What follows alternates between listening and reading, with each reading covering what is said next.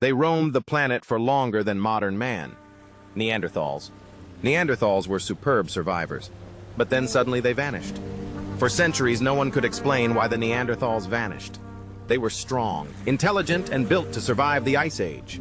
Yet 40,000 years ago, they disappeared without a trace. Archaeologists searched their caves and studied their bones, but the answer never came.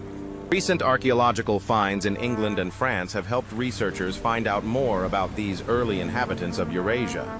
Then DNA technology exposed what the Earth had been hiding, and the truth rewrote everything we thought we knew about their extinction. The quietest extinction. For more than 300,000 years, the Neanderthals thrived across Europe and Western Asia.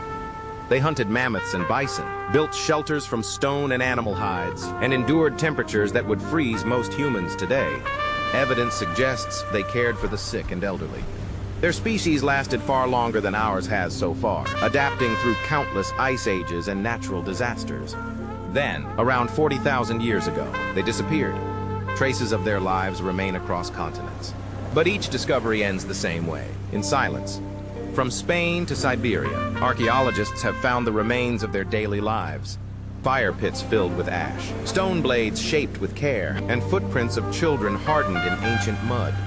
In some caves, they found bodies placed in shallow graves and dusted with pigment, evidence that Neanderthals might have understood death and memory.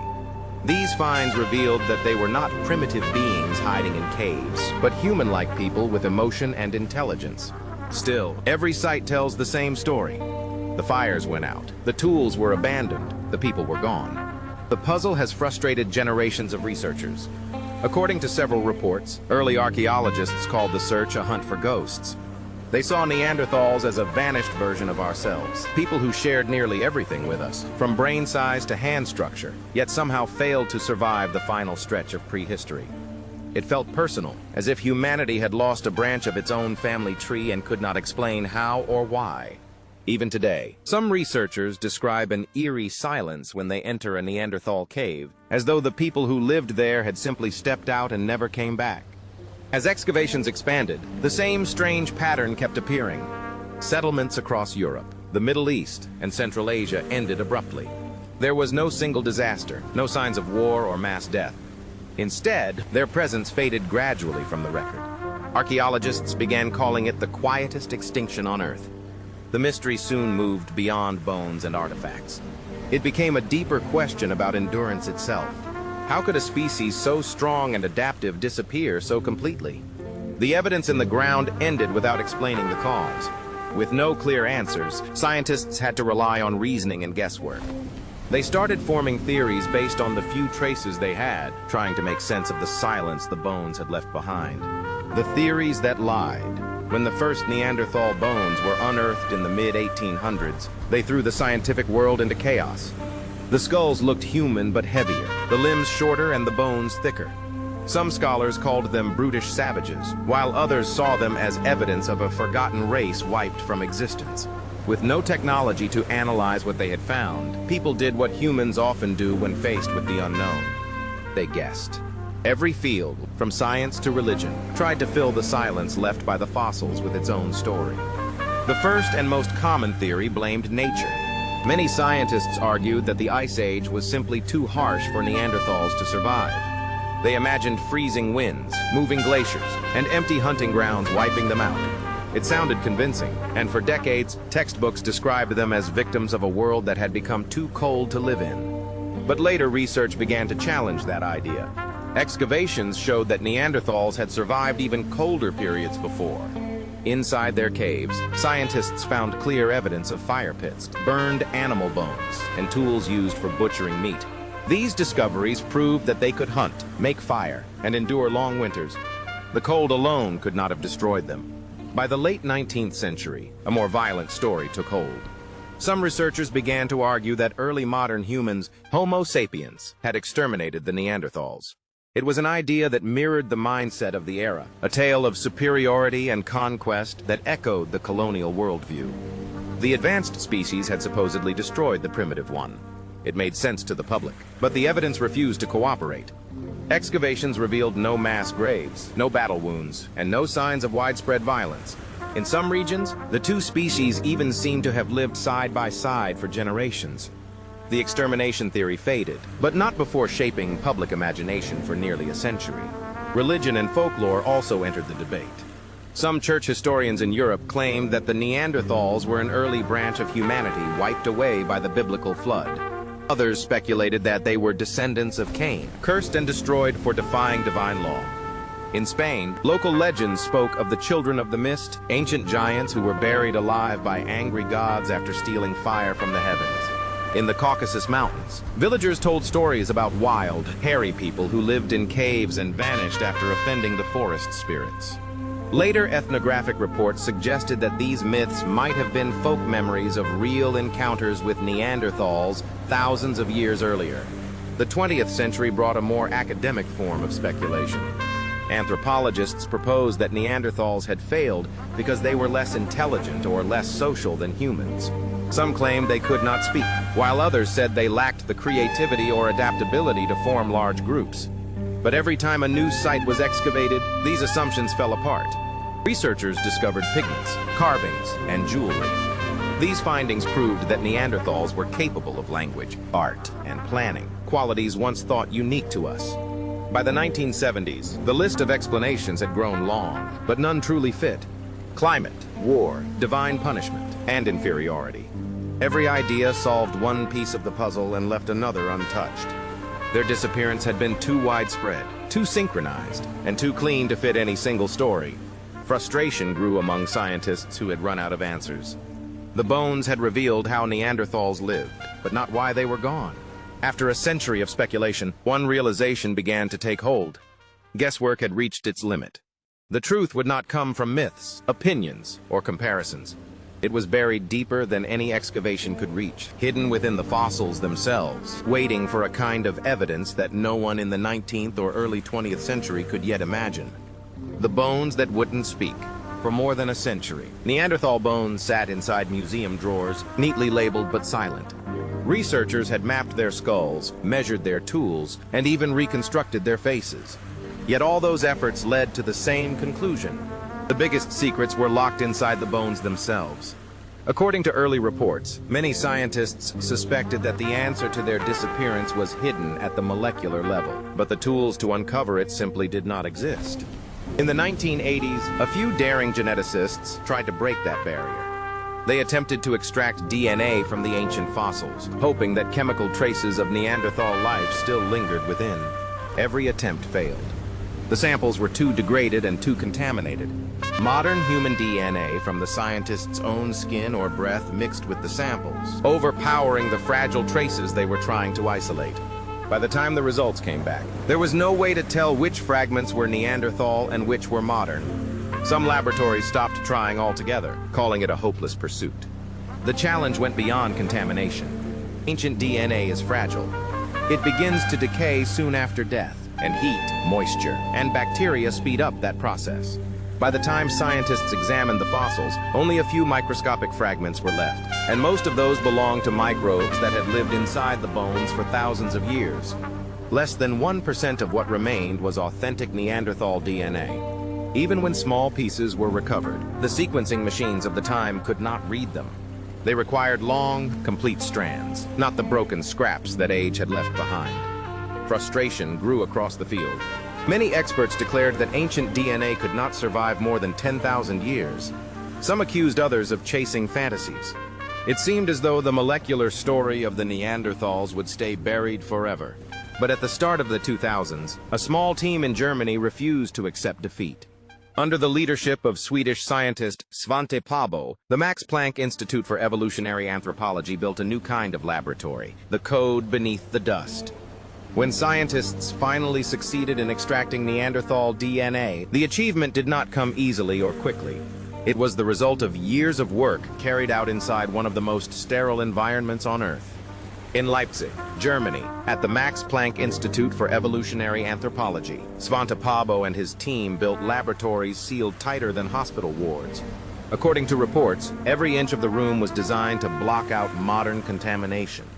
The air was filtered, the walls were sterilized, and the scientists entered in full body suits with masks and gloves. Even a single human hair could destroy a sample. The team treated each fragment of bone as if it were a priceless artifact, because in truth, it was. Inside this laboratory, the work followed a strict, delicate rhythm. Researchers carefully removed small pieces from Neanderthal fossils and ground them into fine powder. That powder was then mixed with enzymes that dissolved the minerals, releasing whatever traces of genetic material still survived inside. Every step had to be done with extreme caution. The goal was to isolate the few remaining strands of authentic Neanderthal DNA from the layers of bacterial and fungal DNA that had built up over thousands of years. Once the samples were purified, they were fed into high-throughput sequencing machines. These devices could read billions of short DNA fragments and convert them into digital data. Each fragment contained only a few letters of genetic code. But when combined, they formed a massive puzzle that had to be solved on a computer. At first, the raw files looked like complete disorder. Millions of random sequences without any clear pattern. The challenge was not just collecting the data, but rebuilding the original genome from those broken pieces. To do this, scientists used advanced genome reconstruction software similar to programs like Megahit and BWA-MEM, specially designed for ancient DNA analysis. These systems compared every fragment against reference genomes and looked for overlapping sequences, aligning them into their correct order. Unlike older tools that required long, clean strands of DNA, this new software could process billions of short, damaged fragments at once and identify where each piece belonged. It worked like a digital archaeologist, piecing together a shredded book that had been buried for 40,000 years. According to members of the research team, the first time the data began to form recognizable patterns, the laboratory fell completely silent. They were seeing something no human had ever seen before, a readable sequence of Neanderthal DNA. It was proof that genetic material could survive for tens of thousands of years if preserved in the right conditions. Over the next few months, the team refined the data, rechecked every letter, and compared it to modern human genomes. Then, in 2010, the moment arrived. On a glowing computer screen, the first full Neanderthal genome appeared, a complete map of their genetic code, written across billions of molecular letters. It was one of the greatest breakthroughs in the history of science. For the first time, humanity could read the biological record of another human species. For the first time, humanity could read the biological record of another human species. It meant that somewhere in prehistory, humans and Neanderthals had met and reproduced. It meant that somewhere in prehistory, humans and Neanderthals had met and reproduced. The discovery erased the old idea that one species had simply replaced the other. Instead, it proved that part of them had survived within us. The breakthrough changed the field. Scientists could finally read authentic Neanderthal DNA with precision and compare it to ours at scale. With the data cleaned and aligned, they began assembling the first complete picture from the fragments. And when they started piecing those pieces together, patterns emerged. Families in the stone. Once the genome data was complete, a new kind of information began to appear, not just about survival, but about relationships. From several caves where the bones were well preserved, scientists were able to compare DNA and identify which individuals were related to one another. They could tell who was part of the same family, who had come from a different region, and how people moved between small groups. This genetic map allowed them to estimate how many Neanderthals typically lived together and how their communities were formed. The clearest and most detailed results came from the Altai Mountains of Siberia, one of the coldest and most remote regions ever inhabited by Neanderthals. At a cave known as Chagurskaya, researchers sequenced DNA from several bones buried close to one another. What they found was extraordinary. The genetic data revealed an entire family group, a father, his teenage daughter, and their close relatives, uncles, cousins, and possibly even grandparents, all living together in one camp. It was the first time in human history that scientists could see the family structure of an extinct species written directly in its DNA. According to the research team, the findings confirmed that Neanderthals did not live as scattered loners, but as tight-knit communities bound by kinship. The study went further. Female DNA showed that women often came from different regions, suggesting that they moved between groups as part of mating exchanges. Males, on the other hand, tended to remain in their home territories for life. This pattern of mobility hinted at a social order designed to avoid inbreeding and maintain cooperation between neighboring camps. Population reconstructions based on the data indicated that a typical group rarely exceeded 50 individuals. Life was communal but small. Everyone likely knew everyone else, and survival depended on unity. Archaeological evidence supported this picture. Some burials contained ochre pigments and simple ornaments, which hinted at shared rituals and symbolic thought. These were not the mindless brutes once portrayed in old textbooks. They cared for their sick, buried their dead with care, and possibly believed in something beyond life. According to several reports, analysis of their teeth and bones revealed a diet that changed with the seasons, showing planning and cooperation in food gathering. The presence of young and elderly individuals in the same layers suggested that families stayed together until the end. This new understanding transformed the image of Neanderthals completely. They were no longer seen as primitive outcasts of evolution, but as social beings, humans with families, emotions, and culture. But behind that warmth, something darker was already at work. The DNA that revealed their compassion also carried traces of what would end them, secret hidden in their DNA. When the first complete Neanderthal genome appeared on laboratory screens, scientists expected answers about their biology, not their death. But as the data unfolded, it revealed something far heavier. The mystery of why Neanderthals vanished was not written in battle scars or burned villages. It was written in their DNA. The sequencing exposed something shocking. When scientists read the final Neanderthal genomes, they found long, repeated sections of identical DNA. In genetics, that is a clear warning sign. It meant that the same genes were being copied over and over again. Proof that close relatives had been having children with one another for generations. The population had become too small for variation to survive. In the past, Neanderthals had lived in large, connected networks that stretched across thousands of miles. But toward the end, those connections collapsed. The species broke apart into small, isolated families, sometimes no more than 20 or 30 individuals living in caves, separated by vast distances. With each generation, their gene pool shrank. Children inherited the same limited DNA again and again. Over time, that made them more vulnerable to illness, birth defects, and environmental change. The species was still breathing, but genetically, it was running out of air. That fragility showed up everywhere the genomes were tested. In the Altai Mountains in Spain and across Western Asia, the pattern was the same. Neanderthal DNA from each site looked almost identical, as if the entire species had narrowed to a single thread. Geneticists from the Max Planck Institute described it as a collapse written in code. The Neanderthals were not wiped out by one event. They were slowly eroding from within. As the data grew, the story deepened. Between roughly 60,000 and 45,000 years ago, early humans began to move into Neanderthal territories. They met not as conquerors, but as neighbors. The DNA proved that they lived together and even formed families.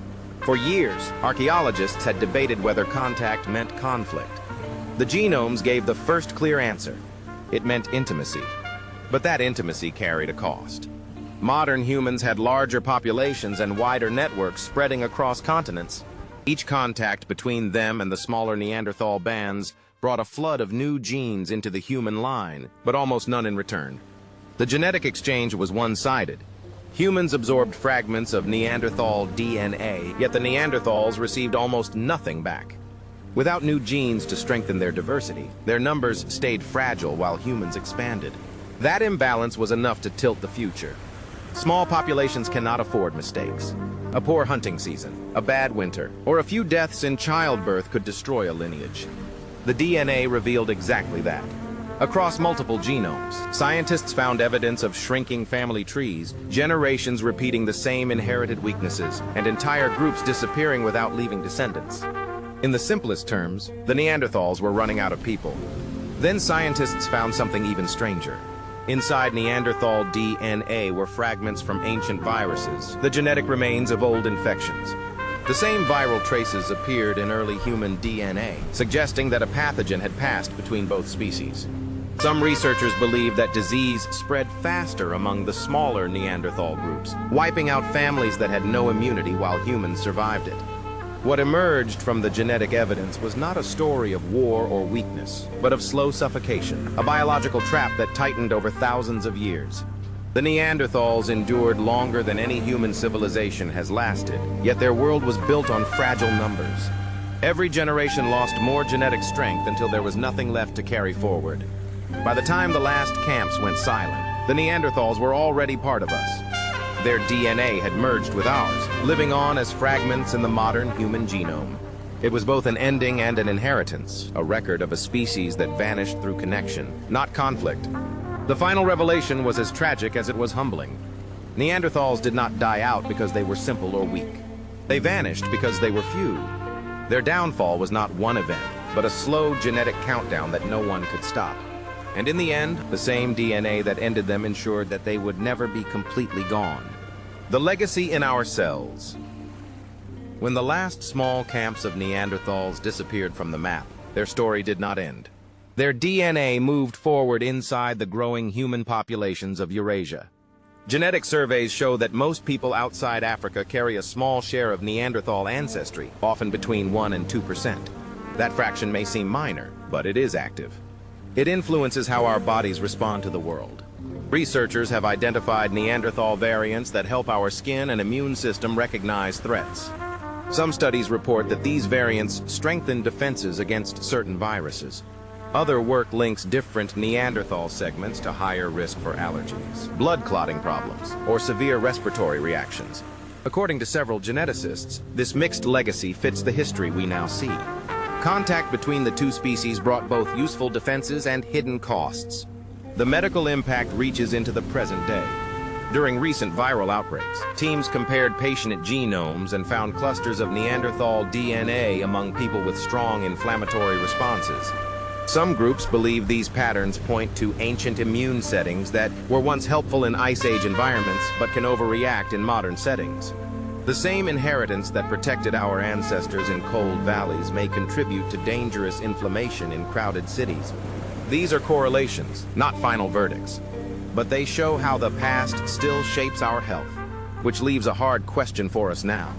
If a human species as resilient as Neanderthals could be erased by contact in small numbers, what does that reveal about the fragility of our own future? Your turn. Should we treat this shared DNA mainly as a gift that helped humans adapt? Or as a warning that the same connections that save us can also harm us? Tell me what you think in the comments. And share which part of the Neanderthal legacy you believe we should study first. Thanks for watching.